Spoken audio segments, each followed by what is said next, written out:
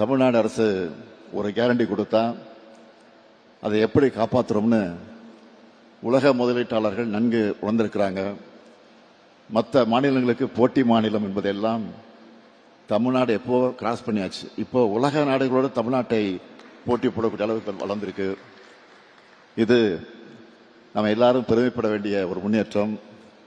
இந்த சிறப்பான தருணத்தில் இந்திய வாகனத்துறை வளர்ச்சிக்கும் இந்திய மிடில் கிளாஸ் குடும்பங்களின் கனவுகளை நிறைவேற்றவும் மறைந்த திரு ரத்தன் டாடா அவர்கள் ஆற்றின பங்களிப்புகளை மிகுந்த மரியாதையோடு நான் நினைவு கூற விரும்புகிறேன்.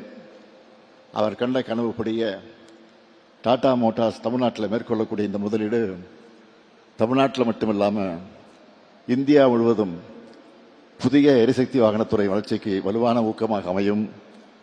இந்த விழா மூலமாக நாம் பெற்றிருக்கக்கூடிய நல்லுணர்வை தொடர்ந்து செயல்படுத்துகிற வகையில் டாடா குழுமம் தனது பல்வேறு தயாரிப்புகளை முக்கிய உற்பத்தி மையமாக தொடர்ந்து தமிழ்நாட்டை தேர்ந்தெடுக்க வேண்டும் என்று நாங்கள் நம்பிக்கையோடு எதிர்பார்க்கிறோம்.